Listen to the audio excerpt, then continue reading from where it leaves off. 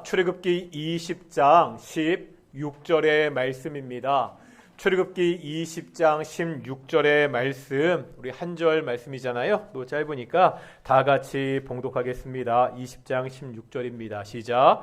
내 이웃에 대하여 거짓 증거하지 말라. 아멘. 오늘도 찬양 감사합니다. 우리 앞뒤 저하분들과 인사하겠습니다. 하나님이 우리와 함께 하십니다.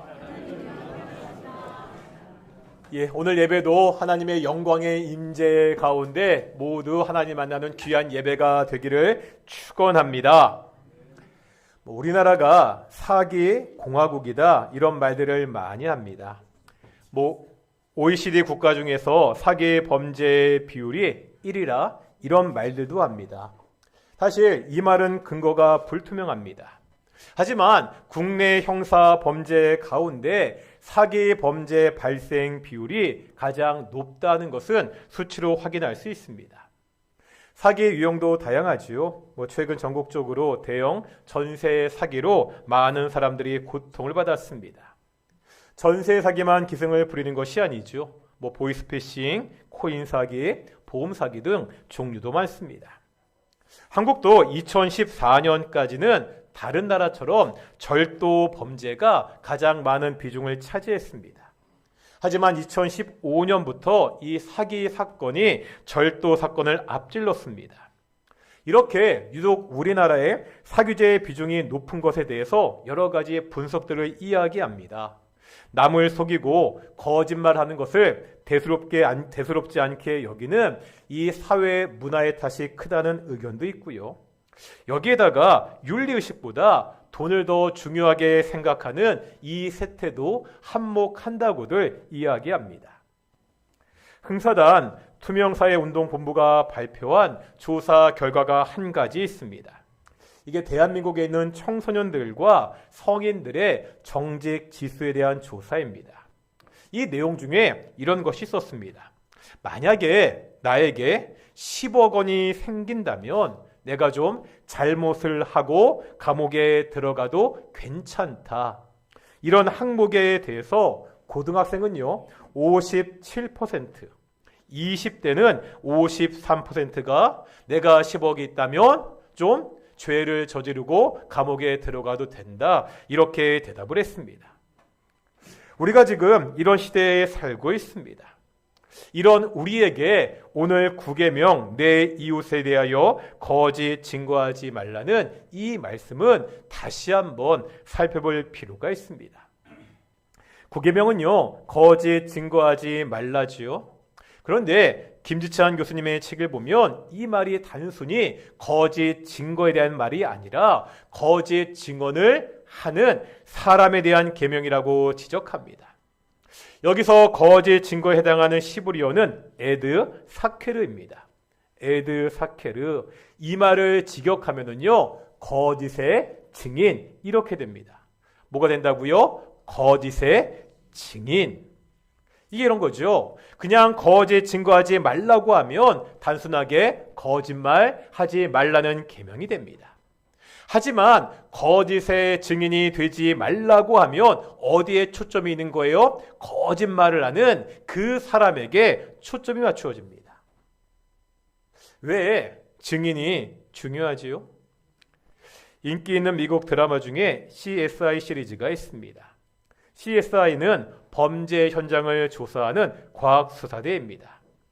최신의 과학기술을 이용해서 범죄 현장을 면밀히 검토해서 범행의 증거를 찾습니다. 이렇게 찾은 증거를 통해 범인을 밝히는 과정이 드라마에는 굉장히 잘 묘사되어 있습니다.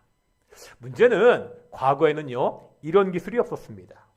그래서 증거보다 뭐가 더 중요하죠? 증거보다는 증인이 더 중요합니다. 증인의 진술에 따라 그 사람이 죄가 있느냐 없느냐가 결정이 되었습니다. 그래서 성경을 보면 이 증인을 아주 중요하게 생각합니다. 어떤 죄에 대해서 한 증인의 진술로만 결정해서 안 됩니다. 2명이나 3명의 증인이 반드시 있어야 됩니다.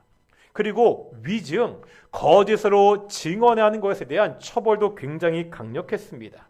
만약에 그 증인이 위증한 것이 밝혀지면 그 범죄에 대한 동일한 처벌을 받도록 했습니다. 그러니까 살인죄에 대해서 위증을 하면 동일하게 살인죄의 처벌을 받는 것입니다. 게다가요, 이 사람은 자신의 증언에 대한 책임도 무섭게 져야 됐습니다. 한번 신명기 17장 7절 보실 텐데요. 신명기 17장 7절입니다. 읽겠습니다. 시작.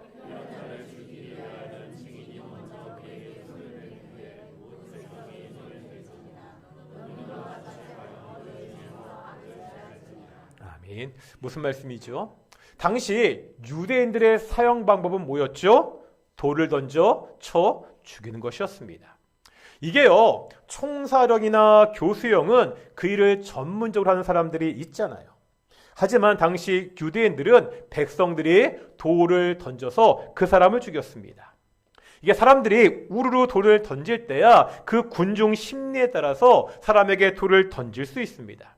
하지만 아무도 돌을 던지지 않을 때 가장 먼저 돌을 던져서 사람에게 던지는 것은 결코 쉽지 않습니다. 그런데 성경에 보니까 이때 가장 먼저 돌을 들어 던지는 사람이 정해져 있다는 거예요. 누구라는 거예요? 그 사건의 증인입니다.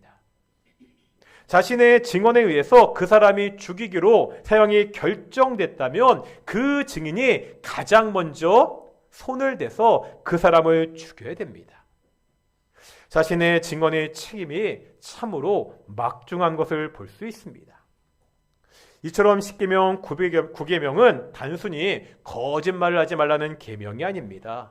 거짓 증인이 되어서 거짓말을 해서 이웃의 생명을 빼앗을 수도 있다는 거예요. 자신의 증언에 이웃의 명예와 재산과 생명이 달려 있습니다. 이웃의 생명을 보호하기 위해서, 이웃의 명예를 지키기 위해서 거짓 증언하지 말라는 계명이 9계명입니다. 이 거짓 증인은요, 법적으로 문제가 크지요. 하지만 특별히 우리 성도들에게 더 심각한 이유가 있습니다. 왜 특별히 성도들이 거짓의 증인이 되면 안 되죠? 야고보서 3장 11절을 보겠습니다. 야고보서 3장 11절입니다. 읽겠습니다. 시작. 이 말씀이 이런 얘기입니다. 어떤 사람이 너무나 목이 마릅니다. 사방을 찾다 드디어 샘을 발견했습니다. 그때 마시는 물은 정말로 생명수일 것입니다. 그런데 막상 가서 물을 마시니까 그 물이 어떤 물이래요? 쓴물이라는 겁니다. 어떤 영어 성경을 보면 짠물이다 이렇게 번역되어 있습니다. 사람이 목마르다고 그런 물을 마시면 시원해지는 것이 아니라 더 목이 마르잖아요. 한 샘에서 시원케 하는 생수와 쓴물이 같이 나올 수가 없습니다. 그 샘이 원래 좋은 생수가 나오는 곳이라도 그 쓴물이 들어가게 되면 그 물 역시 쓴물이 되기 때문입니다. 물은 달거나 쓰거나 둘 중에 하나여야 됩니다. 이것은 물에 대한 말씀이 아니라 뭐에 대한 말씀이죠? 말에 대한 말씀입니다.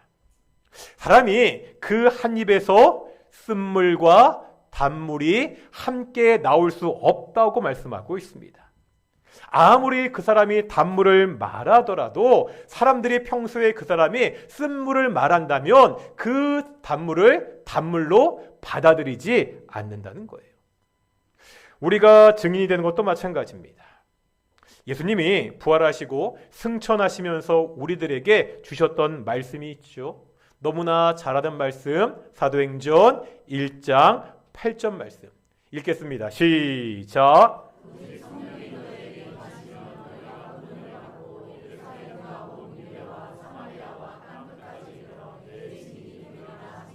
아멘. 예수님의 마지막 말씀입니다. 우리 성도들이 뭐가 된다는 거예요? 네, 증인, 예수님의 증인이 됩니다. 증인은 자신이 보고 들은 것을 말로 진술하는 사람입니다. 예수님의 마지막 당부는요, 내가 만난, 내가 경험한 그 예수님에 대해서, 그 복음에 대해서 말하는, 증언하는 사람이 되라는 겁니다. 이런 당부는 신약에만 있지 않습니다. 이사야서 43장 7절에 보면 하나님은요, 이스라엘 백성들을 향하여 너희가 나의 증인이다 동시에 말씀하고 있습니다. 우리는 하나님의 증인, 예수님의 증인, 복음의 증인입니다. 우리의 입을 통해서 하나님이 나에게 하신 일들, 그 진리의 말씀, 그리스도 예수의 복음이 전해져야 됩니다. 이런 우리가 거짓의 증인이 되어서는 안 된다는 거예요. 우리 입에서 단물과 쓴물이 같이 나와서는 안 된다는 거예요. 사람들이 많이 쓰는 말 중에 이런 말이 있습니다. 메시지를 반박하지 못할 때는 뭐를 공격하라고요? 메신저를 공격해라. 무슨 말이죠? 메시지, 그 내용을 반박할 수 없으면 누구를 공격하라는 거예요? 메신저, 그 말하는 사람을 공격하라는 겁니다. 배우 이병헌 씨가 주연을 맡았던 내부자들이라는 영화가 있습니다. 혹시 이 영화 보셨습니까? 한번 보시죠. 굉장히 잘 만든 좋은 영화입니다. 이 영화에 보면 조직폭력배의 두벅이었던 이병헌 씨가 연기한 안상구가 나옵니다. 이 사람이 얘기했죠. 조직폭력배의 두목이었습니다. 이 안상구가 기자회견을 열어서요, 검찰 출신 정치인과 족벌 언론, 재벌의 추악한 뒷거래를 폭로합니다. 엄청난 내용을 폭로했거든요. 그런데 언론들은요, 그 폭로 내용의 진위보다는 그 제보자가 말하는 사람이 무엇이었다고요? 조폭이었다는 점을 부각시킵니다. 그 메시지를 반박할 수 없으니까 메신저를 공격해서 그 메시지의 신빙성을 떨어뜨리는 거죠. 이런 일은 영화에서만 벌어지지 않습니다. 사실 정치권에서도 우리가 자주 보는 모습이잖아요. 메시지 대신, 그 내용 대신 말하는 메신저를 공격하는 것은 굉장히 치졸한 방법입니다. 자기가 자신 있으면 당당하게 그 메시지 내용을 반박하면 됩니다. 그래도요, 이 방법이 계속 쓰이고 있습니다. 이유가 뭐죠? 그만큼 효과적이기 때문입니다. 사람들은요, 메신저, 말하는 사람을 신뢰하지 못하면 아무리 메시지, 그 내용이 좋더라도 그 내용을 따라가거나 신뢰하지 않기 때문입니다. 똑같다는 거예요. 복음의 증인이 거짓의 증인이 되면 똑같은 일이 벌어집니다. 복음을 전하는 사람의 신뢰가 떨어지면 아무리 그 입으로 생명의 복음을 전하더라도 사람들이 그 복음을 듣지 않고 받아들이지 않는다는 거예요. 바울은 성도들을 향해 그리스도의 편지라고, 그리스도의 향기라고 이야기했습니다. 세상 사람들이 예수님을 누구를 통해 안다는 거예요? 우리 자신, 성도들을 통해 알게 된다는 겁니다. 성도들의 말과 태도를 통해 예수님을 믿습니다. 성도들의 삶을 통해서 예수님의 냄새를 사람들이 맡는다는 거예요. 그런데 이런 성도들이 거짓의 증인이 된다면 사람들은 예수님을 거짓말쟁이로, 악취로 알게 된다는 겁니다. 현재 우리 한국 교회의 모습은 어떻지요? 자주 말씀드리지만 코로나19 때 여러 가지 가짜 뉴스들이 많았습니다.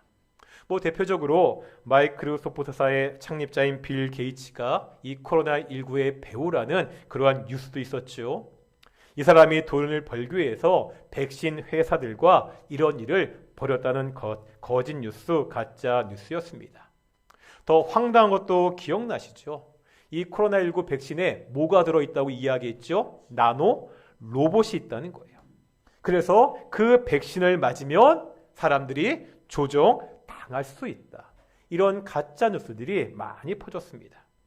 그런데요, 더 심각한 것이 있습니다. 뭐죠?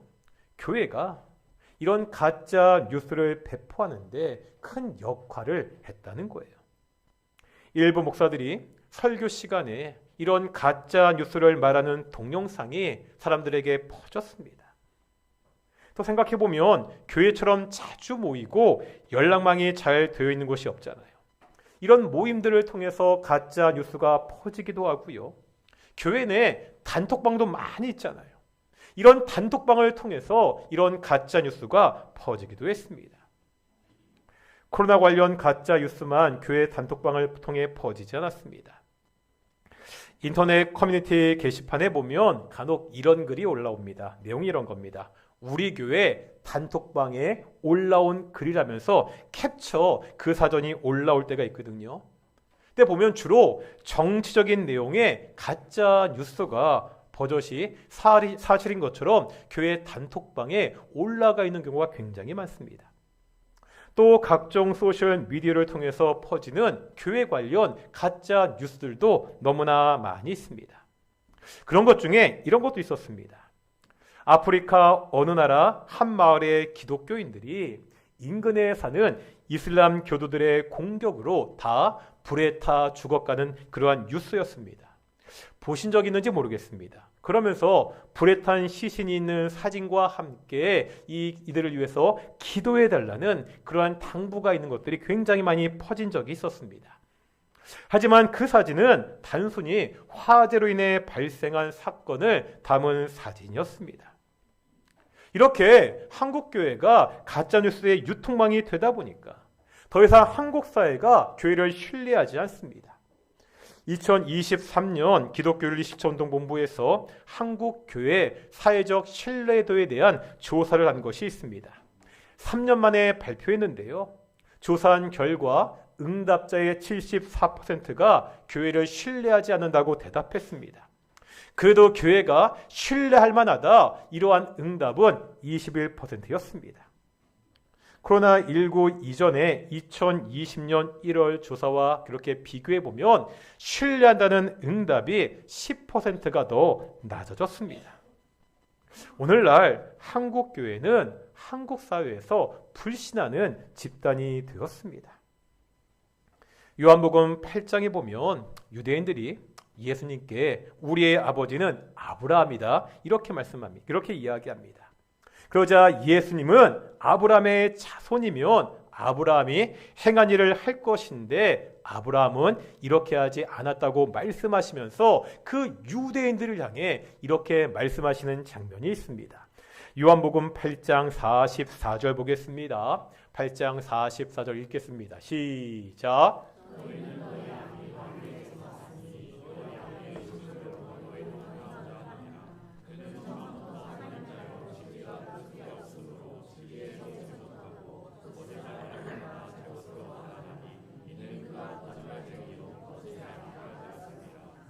지금 유대인들은 우리가 아브라함의 자손입니다, 이렇게 이야기하고 있는데 예수님은요, 그 유대인들을 향해서 너희가 아비 마귀에게서 났다고 말씀합니다.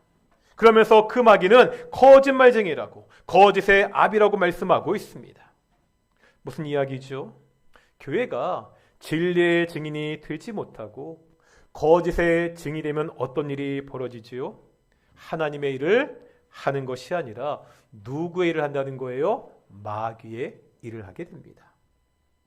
성도들이 거짓의 증인이 되지 말아야 됩니다.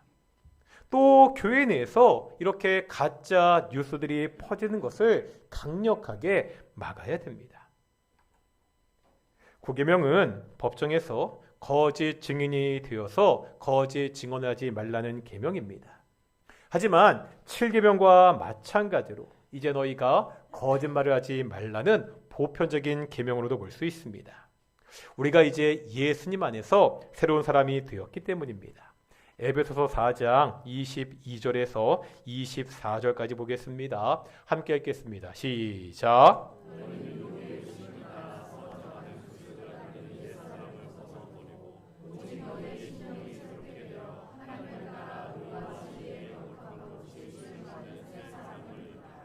아멘. 지금 바울은 구원받기 전과 구원받은 후의 모습을 옛사람과 새사람으로 대조해서 설명하고 있지요. 옛사람은 어떤 사람이라고요? 유혹의 욕심을 따라 썩어져가는 구습을 쫓는 사람입니다.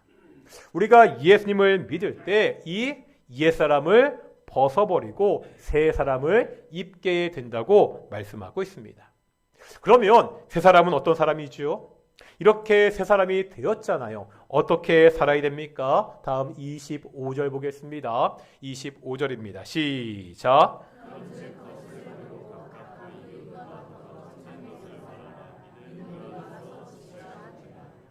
새 사람의 모습이 여러 가지가 있을 수 있잖아요. 그런데 그 세 사람의 모습 중에서 가장 먼저 말씀하시는 것이 뭐예요? 거짓을 버리고 각각 그 이웃과 더불어 참된 것을 말하라, 이렇게 말씀하고 있습니다. 왜 거짓을 버리는 것이 세 사람에게 가장 중요하죠? 이 거짓이 바로 옛사람의 특징이기 때문입니다. 우리가 이미 보았잖아요. 에베소서 2장의 말씀에 보면 옛사람은 공중의 권세 잡은 자 마귀를 따르는 사람입니다. 이 마귀의 특징이 뭐라고요? 아까 요한복음에 보면 예수님은 마귀를 거짓말쟁이요, 거짓의 아비라고 말씀하셨습니다. 마귀를 따르던 옛사람을 벗어버리고 이제 예수님을 따르는 새 사람이 되었는데 마귀의 특징인 거짓을 더 이상 말해서는 안 된다고 그렇게 가르치고 있습니다. 우리가 거짓을 버리고 서로 참된 것을 말해야 되는 또 다른 이유가 있습니다. 조금 전에 보았던 에베소서 4장 25절에 보면 이렇게 말씀하고 있거든요. 이는 우리가 서로 지체가 됨이라. 왜 우리가 서로에게 진실해야 되죠? 이는 서로 한 몸의 지체이기 때문입니다. 우리가 자주 보았습니다. 성경은 교회의 공동체, 뭐에 비유하고 있죠? 한 몸으로 비유하고 있습니다.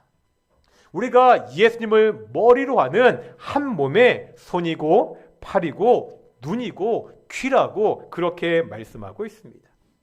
이때 우리가 한 몸의 지체들인데 한 몸의 지체들끼리 거짓말할 수 없다는 거예요. 이게 말이 안 되잖아요. 팔이 머리에게 나는 오른쪽으로 간다고 말하면서 왼쪽으로 갈 수가 없습니다. 손이 입에게 나는 밥을 먹는다고 말하면서 자신의 머리를 만질 수가 없다는 거예요. 한 몸이라면 이런 일이 벌어지지 않습니다. 만약에 이런 사람이 있으면 그 사람은 심각한 문제가 있는 사람이잖아요. 한 몸인 교회가 거짓을 말하지 않고 서로 진실한 것은 너무나 당연한 일입니다. 교회가 이 세상에 이렇게 진실한 모습, 진실한 공동체가 어떠한 곳인지를 보여줘야 됩니다. 영화나 드라마를 보면 간혹해서 나오는 이런 대사가 있습니다. 너 말고는 아무도 믿지 마라. 너 말고는 아무도 믿지 마. 들어보셨지요? 자신 외에는 누구도 믿을 수가 없습니다. 심지어 자신의 가족도 믿을 수가 없습니다. 누가 내 편이고 누가 내 적인지 알 수 없습니다. 이런 상황을요, 영화로 보면 긴장도 고조되고요, 몰입감도 최고입니다. 하지만 실제 우리의 삶이, 내 삶이 그렇다면 견딜 수가 없습니다. 정말로 주변에 믿을 사람이 하나도 없습니다. 친구도 가족도 믿을 수 없어서 자기 혼자 모든 문제를 해결해야 됩니다. 정말 하루하루가 죽는 것처럼 힘들 것입니다. 신뢰와 믿음은 사회가 존재하는 근거입니다. 이것이 깨지면은요, 사회는 순식간에 무너지고 맙니다.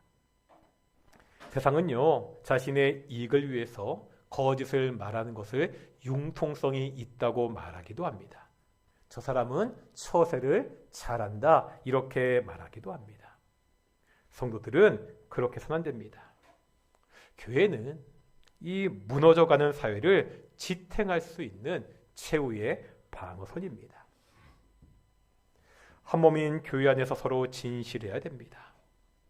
거짓으로 얼룩진 세상에서 우리가 진실한 모습을 보여야 됩니다. 대한민국 사회에서 교회에 대한 신뢰가 바닥을 치고 있습니다. 전도의 문이 막혔다는 말들을 많이 하고 있습니다. 우리 성도들이 진실한 공동체가 되어서 이 땅에서 진실한 모습으로 살아갈 때 다시 세상은 교회를 신뢰하게 될 것입니다. 이렇게 개인들의 거짓말도 문제지만 또 더 심각한 문제도 있습니다. 사회적인 거짓말입니다. 개인 간의 거짓말은 사기죄나 무고죄라고 해서 처벌을 받습니다. 하지만 국민들을 향해 대놓고 말하는 거짓말은 오히려 처벌을 받지 않는 경우가 많습니다. 독일 나치에 괴벨스라는 사람이 있습니다. 사진 보여주시겠습니까? 이렇게 생긴 사람인데요. 이 사람은 선종과 미화를 통해서 국민들을 선동했던 대표적인 인물입니다. 이 사람이 했던 대표적인 말, 이런 말이 전해지는데요. 뭐라고요? 거짓말을 하려면 큰 거짓말을 하고 단순하게 만들어라. 계속해서 그것을 반복하라. 그러면 결국 사람들이 그 거짓말을 믿을 것이다. 그러니까 정치적인 프로파간다입니다. 그런데 사실 보면 오늘날도 정치인들이 이 말을 그대로 따르는 것을 자주 보게 됩니다. 특히요 국회의원들이 면책특권 뒤에 숨어서 근거도 없는 일을 사실인 양 떠드는 것을 간혹 보게 되지요. 의원한 사람이 근거 없는 주장을 합니다. 일부 언론이 아무런 팩트의 체크도 없이 그 의원의 주장을 크게 실어줍니다. 그러면 그게 또 언론 보도의 근거가 되어서 다른 주장을 하게 됩니다.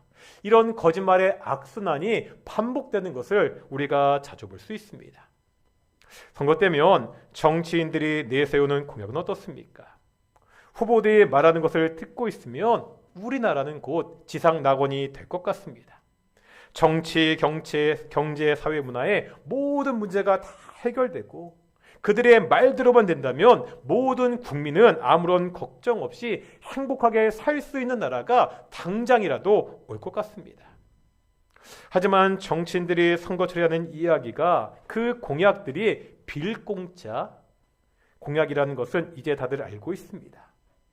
실현 불가능한 일들을 정말인 것처럼 아무렇지도 않게 말하는 모습을 너무나 쉽게 볼 수 있습니다.